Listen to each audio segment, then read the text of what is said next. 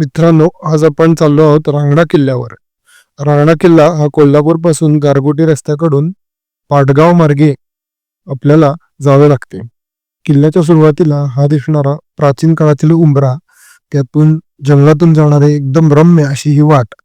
लांबून किल्ला पाहिला तर अत्यंत बलाढ्य असा किल्ला, फार मोठे बुरुज असा असणारा किल्ला घाटावरून चढायला अत्यंत सोपा आहे. किल्ल्याच्या शेजारूनच जाणारा हा रस्ता, ह्या रस्त्यावरून आपण पुढे गेलो की आपल्याला मुख्य प्रवेशद्वार लागते. मुख्य प्रवेशद्वाराला खूप मोठा बुरुज असून पूर्वी तोफांनी हा सुटल्याच्या खुणा आपल्याला दिसतात. हे मुख्य प्रवेशद्वार किल्ल्याच्या सुरुवातीला आपल्याला दिसून येते. त्या शेजारी असणारा दार बसवायचा हा कोनाडा, शेजारील सुंदर पायऱ्या, अत्यंत अवाढव्य अशी ही बांधकामं, दगडात केलेलं सुंदर काम हे आपल्याला या किल्ल्यावर बघायला मिळतं. त्यापुढे गेल्यावर अजून एक मोठा दरवाजा लागतो. ह्या दरवाजाच्या पासून आत गेल्यानंतर शेजारील भागात एक प्राचीन काळातील वाडा दिसतो. वाड्याचा भाग हा अवशेष दिसतात. दरवाजाच्या बाहेरील भागात मोठे बुरुज व गोमुखी आकारात असलेला छोटासा दरवाजा, त्यातून शेजारी असलेले वाड्यांचे अवशेष, ज्यावर पूर्वी शिवकालीन काळात बरीच माणसं राहत होते. येथील तोफा अजूनही पूर्णपणे शाबूत असून फार सुंदर आकारात त्यांना सजवून तिथे ठेवलेला आहे.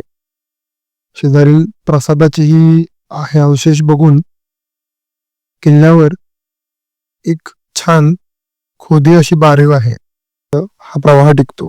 ह्यानंतर हा हनुमान दरवाजा पाहता, ह्याला 2 दरवाजे, एंट्रन्स द्वार असे आहेत. इथून पुढे गेल्यावर आपल्याला देवीचे मंदिर लागते.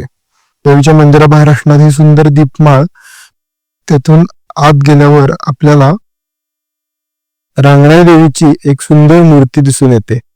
ह्या मूर्तीच्या शेजारी भैरवनाथाची एक मूर्ती असून अनेक प्राचीन देव आहेत.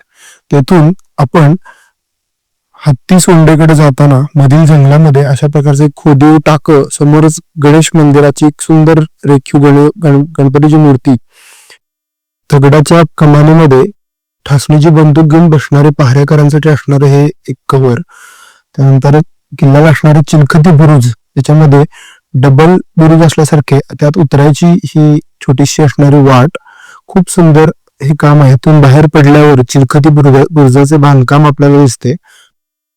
धन्यवाद.